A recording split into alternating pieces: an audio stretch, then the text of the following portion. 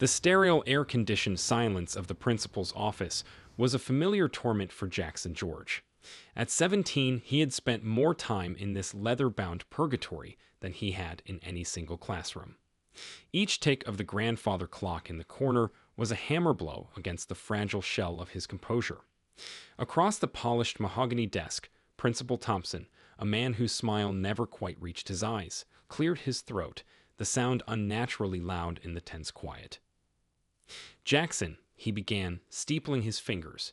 "We've had this conversation before. Your grades, they're not just slipping. They're in free fall. Before we get started with this story, let us know where you're tuning in from. We love hearing your thoughts and seeing where everyone's watching." Jackson stared at a point just over the principal's shoulder, a framed photograph of the school's rowing team, their faces frozen in a moment of triumphant exertion. He felt a familiar, hot wave of shame wash over him. He knew what was coming. He had failed. Again. Every single exam. From calculus to literature, his report card was a sea of red ink, a testament to his inadequacy. "It's not for a lack of effort on our part," Mr. Thompson continued, his tone a carefully calibrated blend of disappointment and faint sympathy. "Your father has provided you with every conceivable resource, a dozen of the finest tutors in the country. And yet," he let the word hang in the air, heavy and suffocating, "the board has made a decision. It is with regret that we must inform you that you will be demoted. You will be repeating the 11th grade." The words struck Jackson with the force of a physical blow. Demoted. The shame curdled into a bitter, acidic anger. He would be the laughingstock of the entire school. The billionaire's son, the boy who had everything, yet couldn't even pass a simple exam. He clenched his fists under the table, his knuckles white. His father, a man whose name was synonymous with success, a titan of industry who had built an empire from nothing, did not take the news well. He swept into the principal's office like a force of nature, his bespoke suit radiating an aura of power and authority. He didn't shout. He didn't need to. His voice, though quiet, was laced with a steel that made Mr. Thompson visibly shrink in his chair. "A pardon," his father had said, the word a command, not a request. "You will pardon this. Administrative error. My son will not be demoted." And then came the promise, the one that had become a recurring nightmare for Jackson. "I will hire more tutors, the best. Money is no object." And so the parade of elite educators continued. They came from Oxford and Cambridge, from Harvard and Yale, their resumes glittering with accolades and accomplishments. They filled his afternoons and weekends with a relentless barrage of information, their voices a monotonous drone of equations and historical dates. They were patient, they were brilliant, but they were all the same. They spoke a language he couldn't understand, a language of abstract concepts and theoretical frameworks that felt as alien to him as a foreign tongue. He tried, he truly did. He stared at the pages of his textbooks until the words blurred into a meaningless jumble. He listened to his tutors until their voices faded into a dull hum in the back of his mind. But the information never stuck. It was like trying to catch water in a sieve. The harder he tried to grasp it, the faster it slipped through his fingers. The end of the school year was approaching, a looming deadline that filled him with a cold, creeping dread.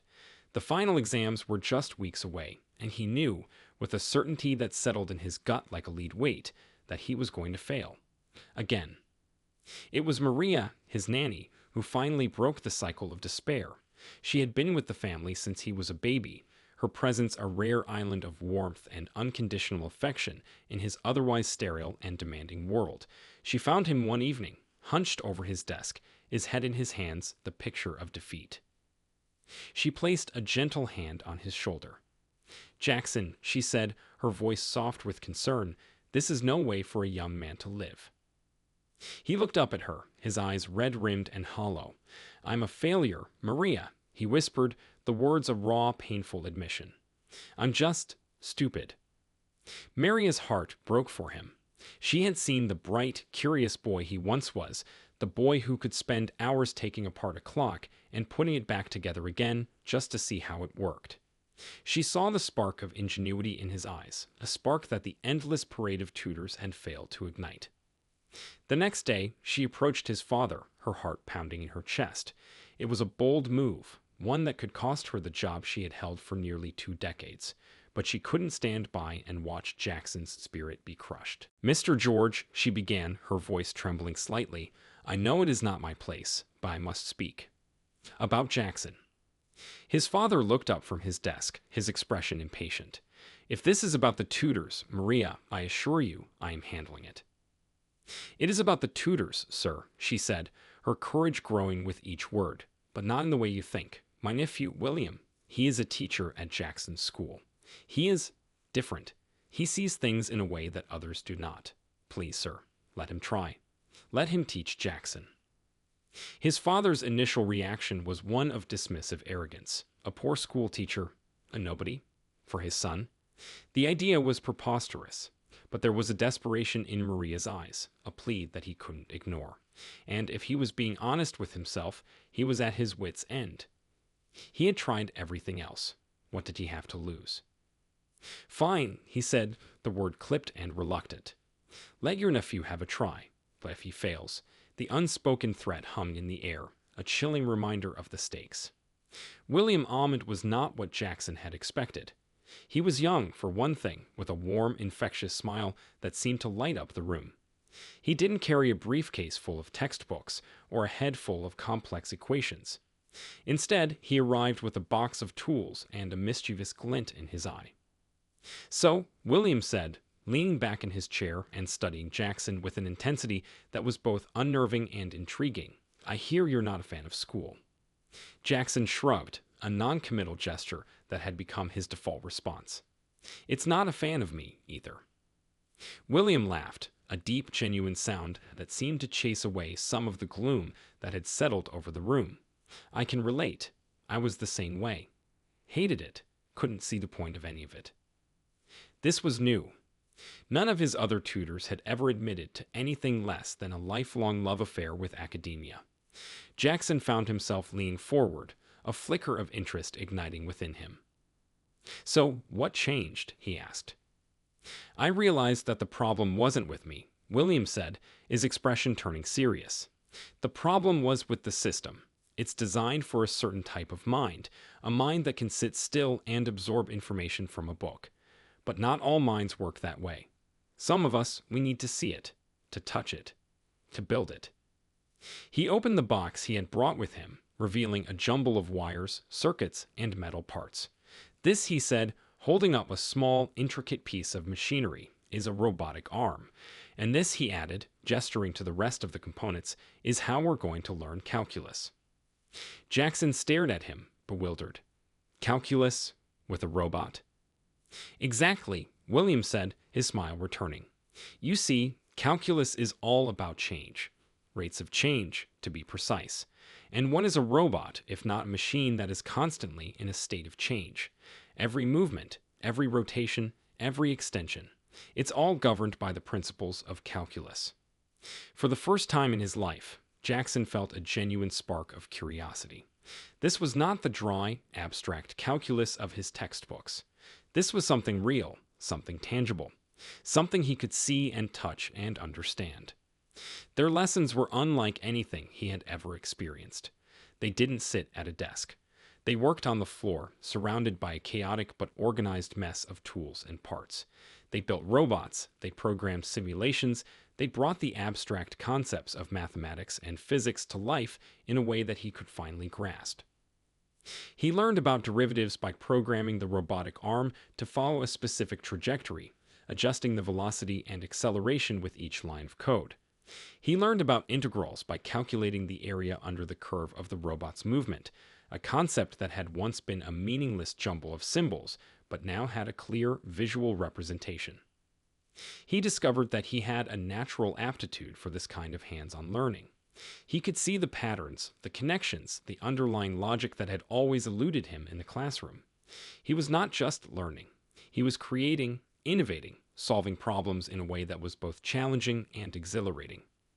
He even began to tackle the dreaded computer algebraic system, a subject that had been his personal nemesis. William didn't try to explain it with abstract equations and complex algorithms. Instead, he showed him how it was used in the real world, in the simulations that governed everything from video games to rocket science. They built a virtual world, a digital playground where they could manipulate variables and observe the results in real time. Jackson learned to write code, to create his own simulations, to see the elegant underlying mathematics that governed the virtual universe they had created. He was no longer just a passive recipient of information.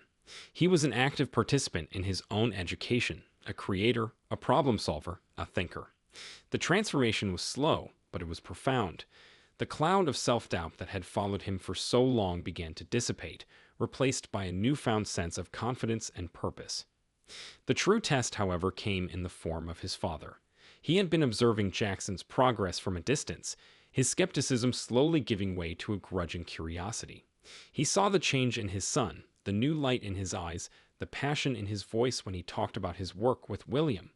But he still couldn't shake the deeply ingrained belief that true intelligence was measured by test scores and academic achievements. He decided to put Jackson to the test. He invited a group of his business partners to the house, a formidable assembly of some of the sharpest minds in the country. He then summoned Jackson to the study, a room that had always felt more like a courtroom than a place of comfort. Jackson, his father said, his voice laced with a familiar edge of challenge, "These gentlemen are interested in your new hobby. Why don't you show them what you've been working on?" The old Jackson would have crumbled under the pressure. The weight of his father's expectations, the scrutinizing gazes of these powerful men, it would have been too much, but this was a new Jackson. A Jackson who had discovered his own strength, his own unique way of thinking. He took a deep breath and began to speak. He didn't talk about grades or test scores. He talked about his projects, his creations, the complex problems he had solved. He explained the principles of robotics and simulation with a clarity and passion that captivated his audience. He brought out his robotic arm and demonstrated its capabilities, the intricate dance of its movements a testament to his newfound understanding of calculus and physics.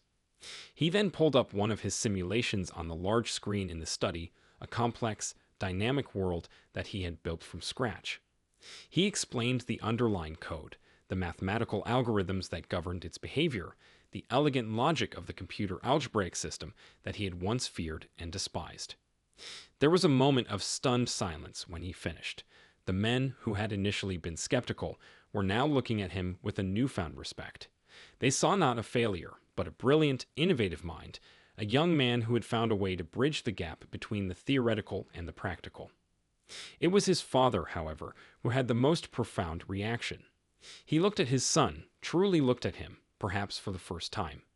He saw not the reflection of his own unfulfilled academic ambitions, but a unique individual, a young man with a mind that worked in a way he couldn't comprehend, but one that was no less brilliant for its difference.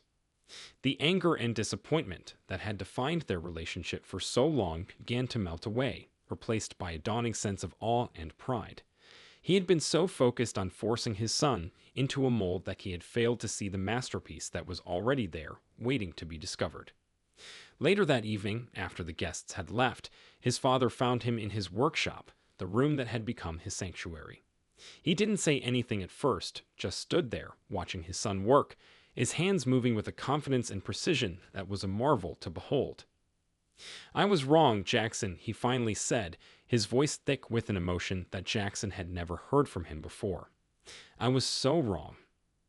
He walked over to his son and placed a hand on his shoulder, a gesture of connection that was long overdue. "I don't understand any of this," he said, gesturing to the complex machinery and lines of code on the screen. "But I understand you, and I am so proud of the man you are becoming." For the first time in his life, Jackson felt the weight of his father's expectations lift from his shoulders. He was not a failure. He was not a disappointment. He was simply different. And for the first time, he understood that different was not something to be ashamed of. It was something to be celebrated. The final exams came and went, but they no longer held the same power over him. He still wasn't a straight student, but he passed. He passed every single one of them. Not because he had suddenly mastered the art of rote memorization, but because he had finally learned how to learn. He had learned to see the world not as a series of abstract problems to be solved, but as a complex, interconnected system to be explored, understood, and improved upon. William Ahmed remained his mentor, his guide, his friend. He had not just taught him calculus and coding, he had taught him something far more valuable. He had taught him to believe in himself, to embrace his own unique way of thinking, to see his perceived weaknesses as his greatest strengths. The world had not changed. The education system, with its rigid definitions of intelligence and success, remained the same. But Jackson had changed. He had found his own path, his own way of navigating the world, his own definition of what it meant to be smart. And in doing so, he had not only saved himself, but he had also opened his father's eyes to a world of possibilities he had never even imagined.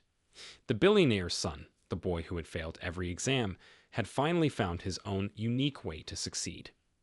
Be part of our community and share in these meaningful stories. Just hit like and subscribe. Don't forget to turn on the notification bell so you can start your day with inspiring lessons and heartfelt moments.